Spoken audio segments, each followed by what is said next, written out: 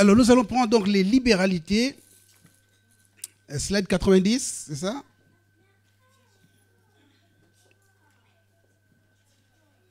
Et nous allons lire dans le livre de « 1 Timothée » au chapitre 6, versets 17 à 19.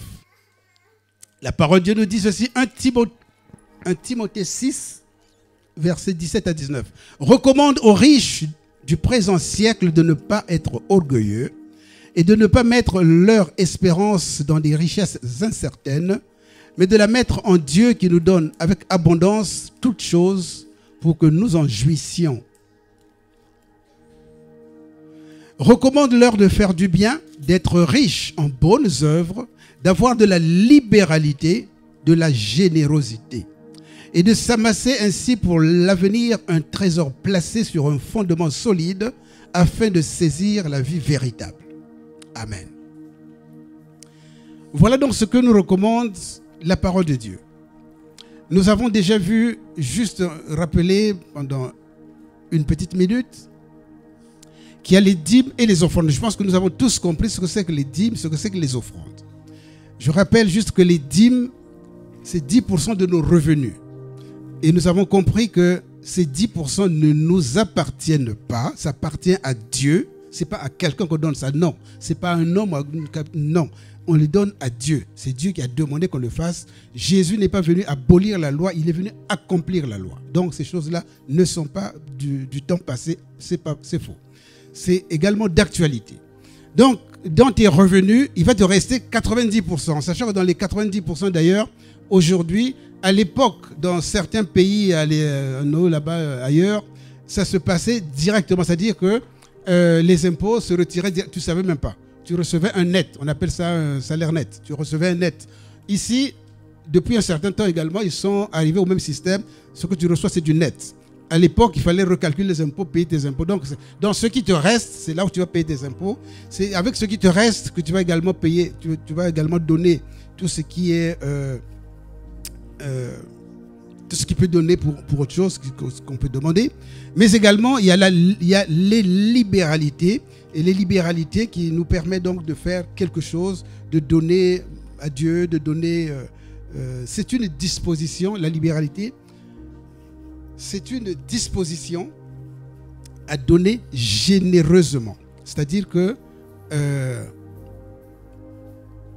il ne faut pas prendre, on ne prend pas dans le livre, voilà, on les dit, on n'en parle plus. Ce qui te reste, si quelqu'un a un besoin, si quelqu'un a faim, si quelqu'un a soif, si quelqu'un est nu, si quelqu'un, je ne sais pas quoi, c'est-à-dire que tu peux prendre même ton manteau, si tu en as deux, mais tu en prends un et tu lui donnes. Ça, c'est vraiment des libéralités. C'est-à-dire que tu donnes à ton prochain. Est-ce que nous sommes là, bien-aimés? Tu donnes à ton prochain.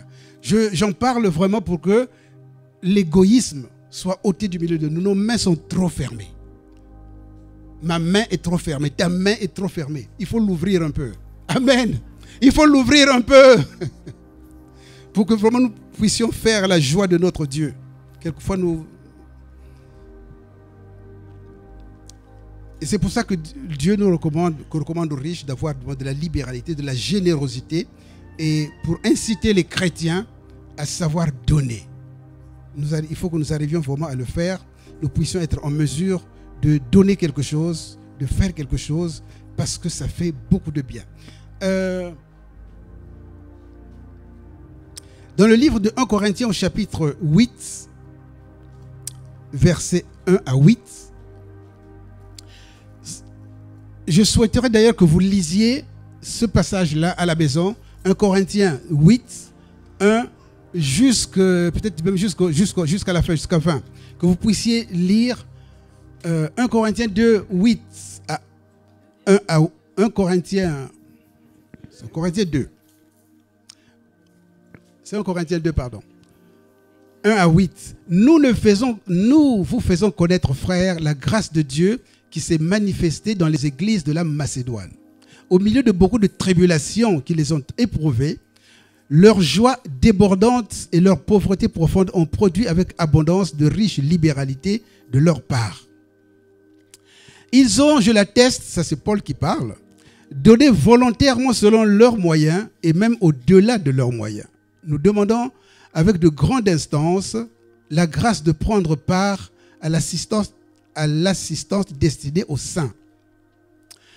Et non seulement ils ont contribué comme nous l'espérions, mais ils se sont d'abord donnés eux-mêmes au Seigneur, puis à nous, par la volonté de Dieu.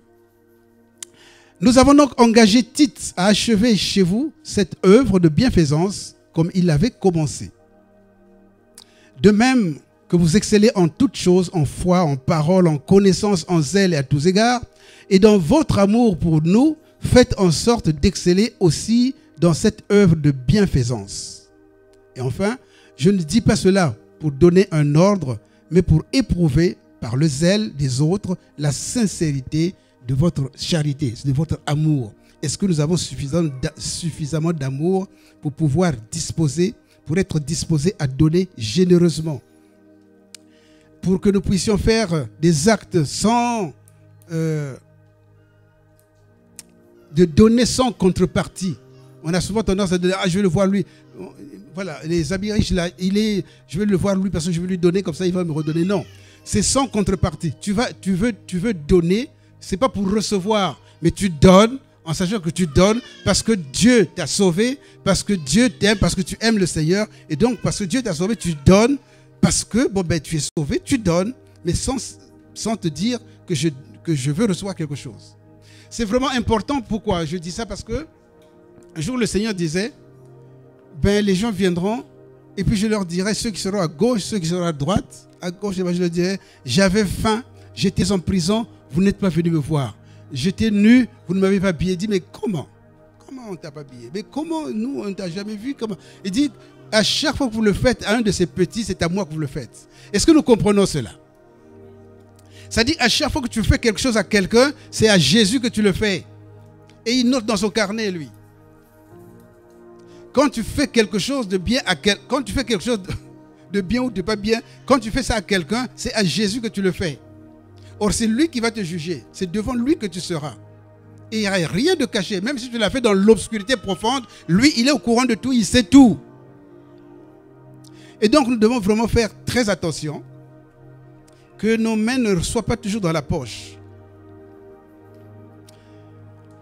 Que le Seigneur vraiment nous aide à aimer Dieu, à savoir que si j'aime Dieu, j'aime aussi mon prochain. Je répète que la parole de Dieu nous dit que tu aimeras l'Éternel Dieu de tout ton cœur, de toute ta force, de toute ton âme, de toute ta pensée. Mais aussi, tu aimeras ton prochain comme toi-même.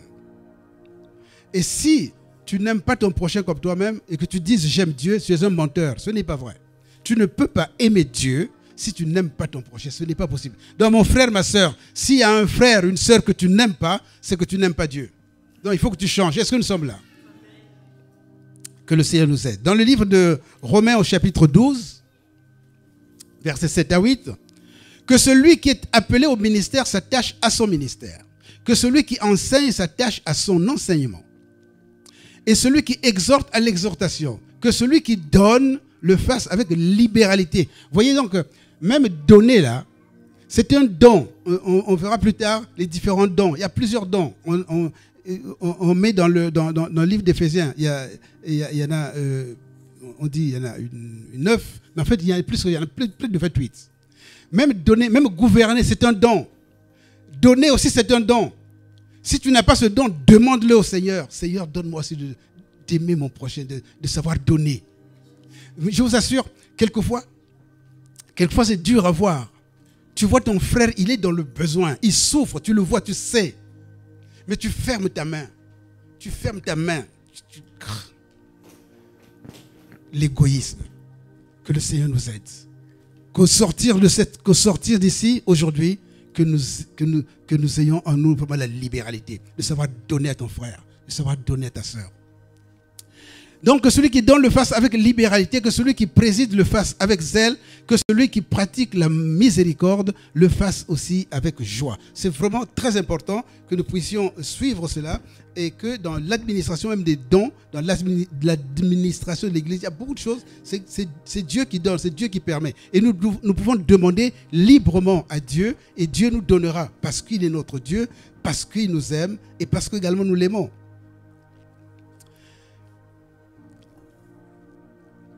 La nécessité, tu me suis s'il te plaît, la nécessité d'apporter son aide aux autres, d'offrir son soutien financier, particulièrement à ceux qui se trouvent dans le besoin, est l'un des enseignements principaux de la Bible. Est-ce que nous pouvons relire ça?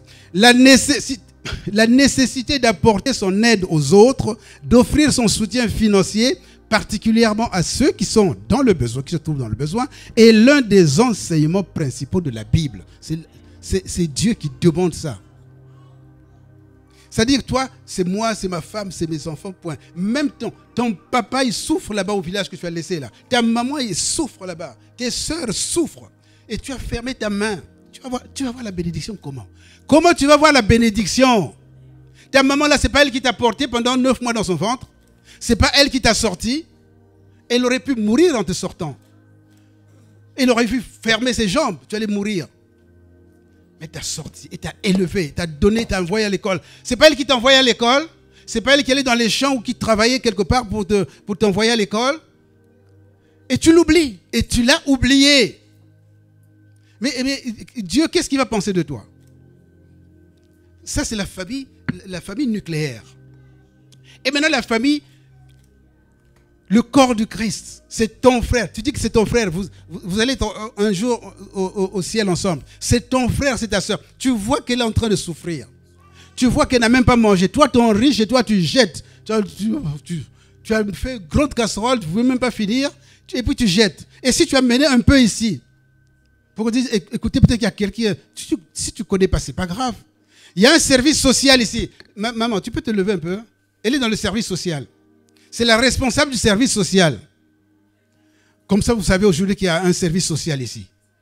Donc, si tu as trop de riz, au lieu de jeter, tu viens donner. Au lieu que ce soit, quelquefois, les boîtes sont périmées. Ah, c'est déjà périmé. Parce que tu ne les as pas mangées. Parce que les enfants ne voulaient peut-être pas ça. Il y a peut-être d'autres enfants qui peuvent aimer ça. Vous mangez tellement de yaourt, vous grossissez. Et quand vous grossissez, le pantalon ne va plus. Et puis tu jettes. Il est encore tout neuf, et puis tu le jettes. Mais amène ça ici. Il y a peut-être ton frère, ta soeur qui a besoin. Non. Est-ce qu'on peut changer un peu? Je ne sais pas. Mais Dieu, comment il nous regarde? Dieu, comment il te voit? Toi, tu jettes, tu vas mettre à la poubelle. Même pas, tu vas, je ne sais pas où tu mets, à la poubelle. Et c'est parti, c'est fini. Alors que ton frère, ta soeur, pouvaient avoir besoin de ça. Non, mais c'est vrai. Oh, que le Seigneur nous aide, je vous assure. L'apôtre Jacques insiste avec force sur ce point. Un christianisme authentique se soucie des veuves, des orphelins. Il nourrit les pauvres et les revêt. Les veuves et les orphelins.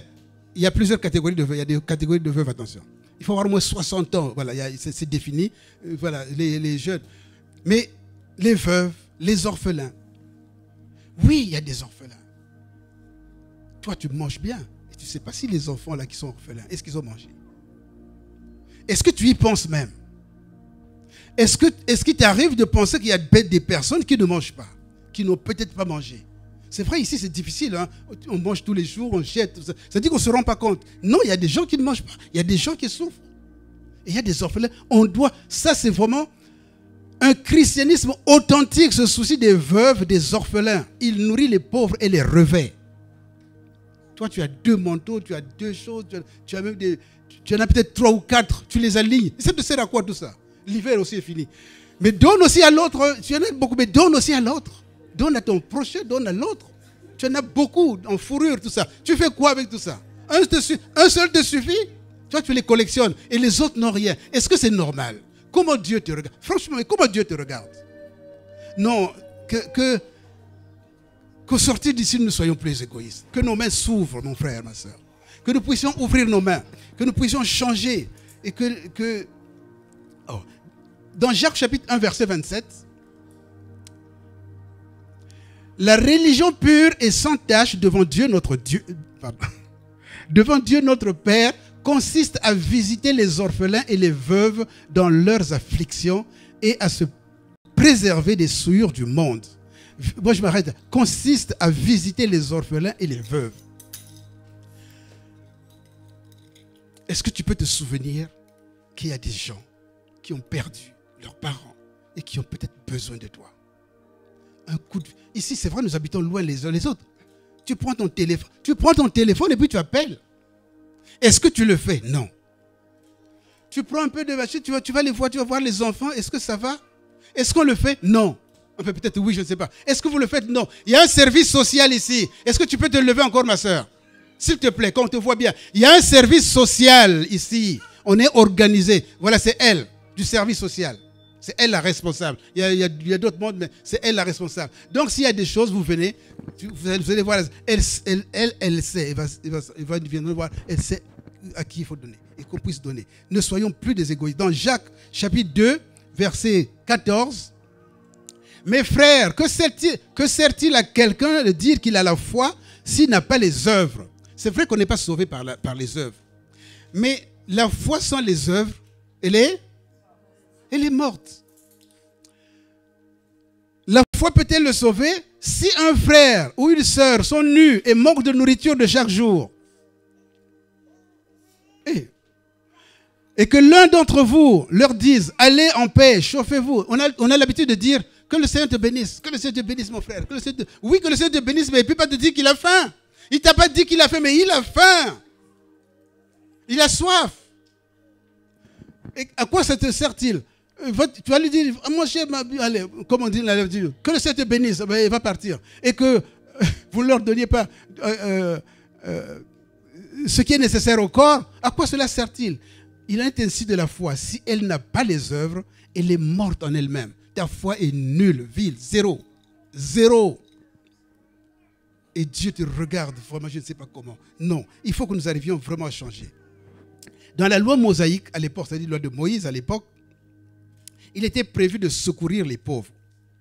Dans Lévitique chapitre 19, versets 9 à 10, quand vous ferez la moisson, ça c'est les cultivateurs, quand vous faites la moisson, quand tu as fini ton blé là, quand tu fais la moisson, dans votre pays, tu laisseras un coin de ton champ sans le moissonner.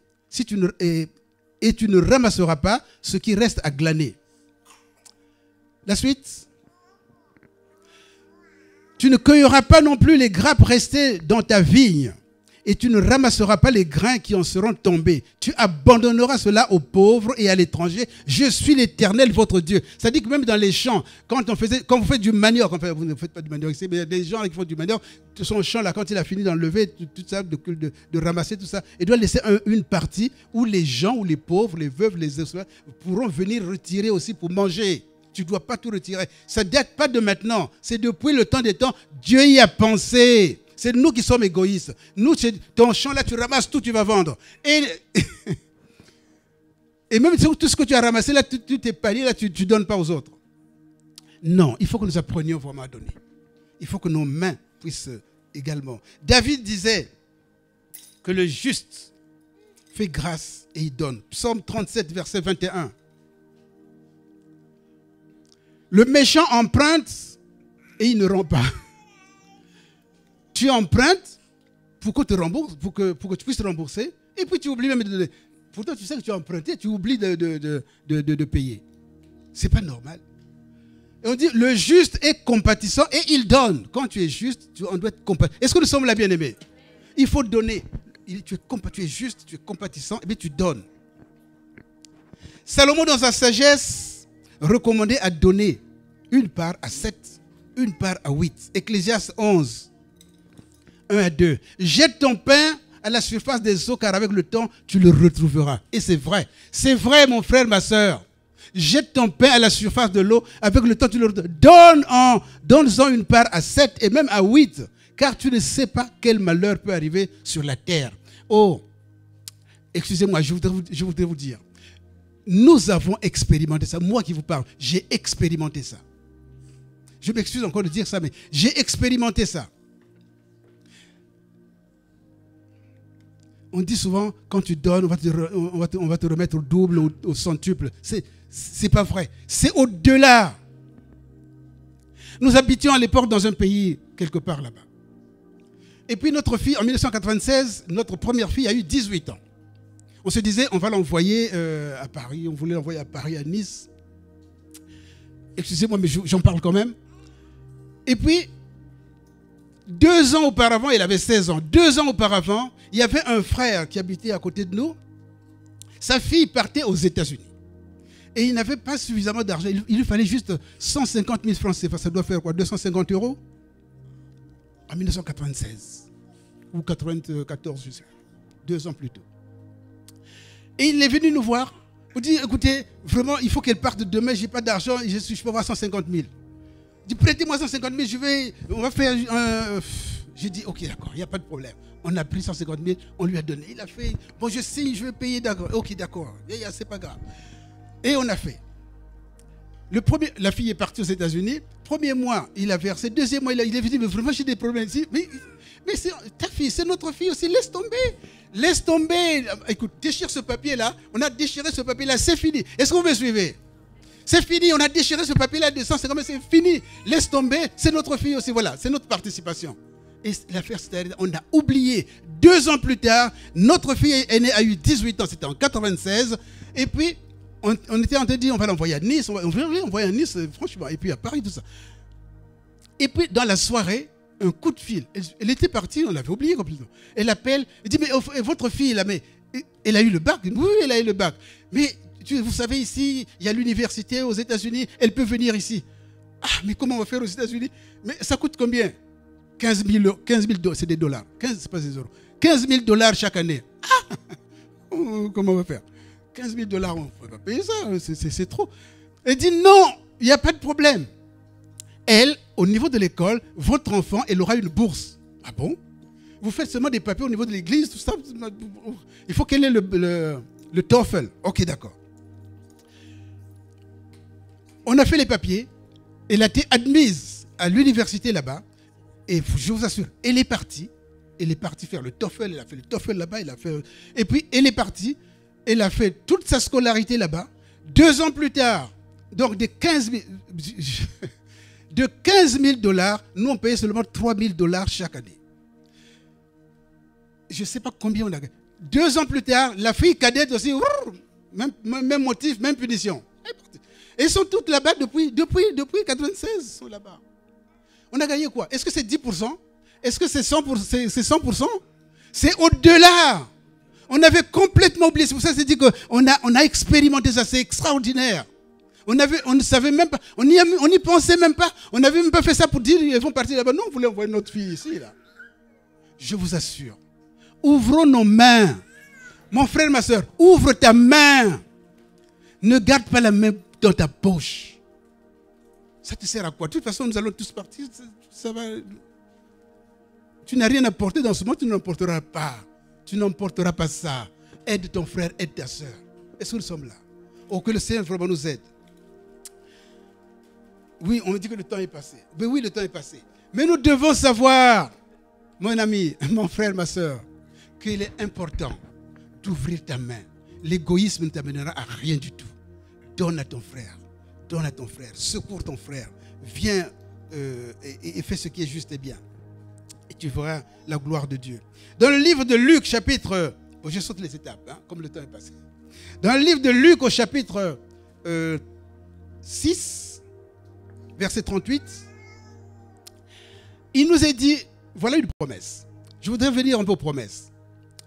Donnez, est-ce qu'on peut lire ça ensemble? Donnez et il vous sera donné. On versera dans votre sein une bonne mesure, serrée, secouée et qui déborde. Car on vous mesurera avec la mesure dont vous vous serez servi. Ce que toi tu as utilisé là, c'est ça également que Dieu va utiliser. Comment est ta main? Comment tu te comportes vis-à-vis des autres? Ça, Jésus a parlé de la générosité. Et nous devons être généreux. Nous devons vraiment donner à notre frère. Dans le livre de... Bon, alors je saute les étapes. Dans le livre de Actes des Apôtres, chapitre 20, et le verset 35. Actes des Apôtres, c'est le slide 113. Actes 20, 35.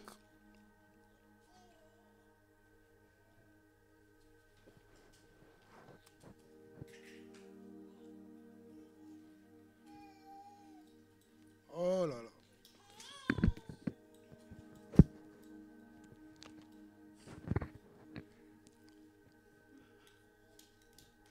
slide 113, je ne trouve pas. Il faut chercher acte, je ne vais pas le noter, c'est ça le problème.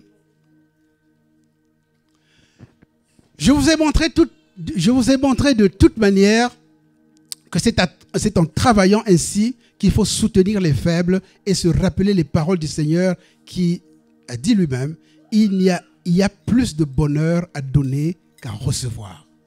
C'est vraiment un plaisir de donner. Et c'est une joie de donner. Et il ne faudrait pas que tu laisses ton frère, que tu laisses ta soeur qui est en difficulté et que tu ne fasses rien. Ce n'est pas normal. Vous savez qu'à partir d'aujourd'hui, nous avons un service ici qui est social et que quand tu as un surplus, tu viens avec. Ce n'est pas forcément ça. Mais il ne faut pas tendre à ce que tu veux jeter, non. Tu peux aussi aller acheter quelque chose et puis donner à ton frère, à ta soeur. Pourquoi pas? Pourquoi on ne le ferait pas? Pourquoi on ne le ferait pas? Pourquoi ne dirais-tu pas, bon, aujourd'hui, je vais acheter quelque chose et puis ben, j'invite des frères, je donne à des frères et des sœurs. Pourquoi pas? Non. Vraiment, je vous assure, nous sommes trop égoïstes. Je voulais quand même vous parler de la loi des semailles et de la moisson. Le livre de Genèse au chapitre 8. Tant que la terre subsistera, les semailles et la moisson, le froid et la chaleur, l'été et l'hiver, le jour et la nuit ne cesseront point. Et à partir de là, dans le livre de Galates au chapitre 6, au verset 10, il nous est dit, ne nous lassons pas de faire le bien. Et on va terminer. Nous sommes là? Ne nous lassons pas de faire le bien, car nous moissonnerons au temps convenable si nous ne nous relâchons pas. Il ne faut pas se relâcher. Il ne faut pas dire, bon, ça, c'est... Non. Il ne faut pas se relâcher. Ainsi donc, pendant que nous en avons l'occasion, pratiquons le bien envers tous et surtout envers les frères en la foi. Surtout envers ton frère, ta soeur, les veuves, les orphelins. Il faut que nous sachions qu'il y a des veuves, des orphelins. Il faut que nous sachions qu'il y a des gens qui en ont besoin et que c'est à nous de le faire. Qui va le faire? C'est ton frère, c'est ta soeur, ce sont tes enfants. Est-ce que nous sommes là? C'est vrai la France est un pays très social, mais nous aussi, nous devons être sociaux, nous devons être en mesure aussi de le faire, de donner sans contrepartie. Deutéronome 28, 12 à 13. L'Éternel t'ouvrira ton... Si on pouvait lire la parole de Dieu, si on pouvait connaître toutes ces promesses-là, regardez ce que le Seigneur dit. On va le lire ensemble. Amen. On va lire ça ensemble. L'Éternel t'ouvrira son bon trésor, le ciel, pour envoyer à ton pays la pluie en son temps et pour bénir tout le travail de tes mains. Tu prêteras à beaucoup de nations et tu n'emprunteras point. L'Éternel fera de toi quoi? La tête et non la queue. Tu seras toujours en haut et tu ne seras jamais en bas lorsque tu obéiras au commandement de l'Éternel, ton Dieu, et que je te prescris aujourd'hui, lorsque tu les observeras et les mettras en pratique. Mais ce sont des promesses. Est-ce que Dieu est un homme pour mentir? Mais Dieu ne ment pas. S'il le dit, il va le faire. C'est-à-dire que si tu es obéissant, il le fera.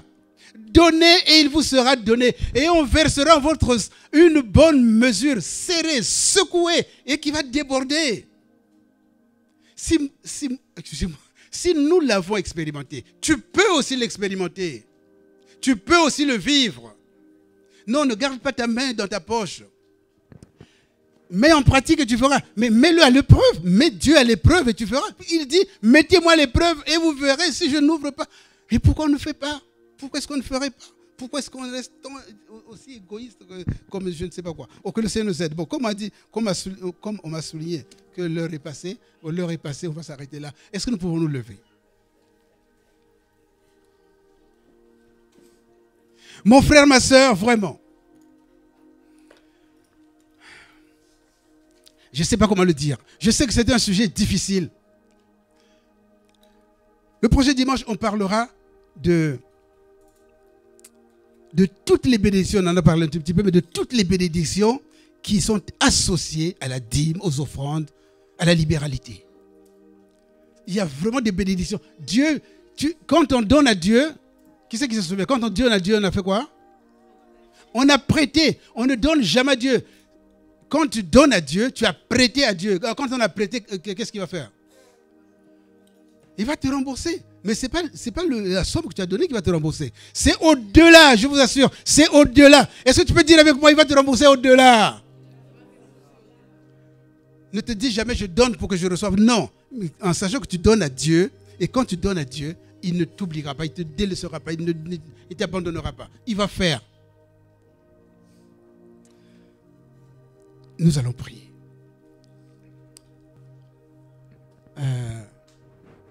Il est où le diacre?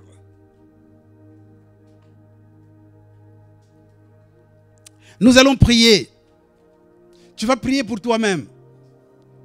Moi, je ne connais pas ton cœur, mais Dieu connaît. Si vraiment ta main était fermée, je t'en supplie, tu vas prier pour que ta main s'ouvre. Si tu étais trop égoïste, si ta maison était toujours fermée, tu ne peux même pas recevoir quelqu'un chez toi. Oh! Tu ne peux même pas recevoir quelqu'un, ta maison est toujours fermée.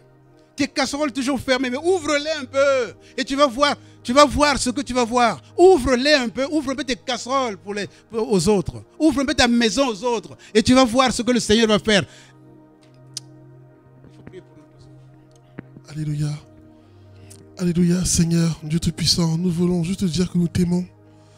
Et étudions ta parole que les gens vous reconnaîtront que vous êtes mes disciples à l'amour manifesté. C'est à l'amour manifesté. Seigneur, pardonne-nous parce que nous cherchons à faire des miracles, nous cherchons à guérir les malades, nous cherchons à faire plein de choses. Alors que tu demandes simplement de manifester d'abord l'amour. Alléluia. Seigneur, change nos cœurs, mon Dieu, mon Père. Nous voyons que le monde devient de plus en plus centré sur lui-même.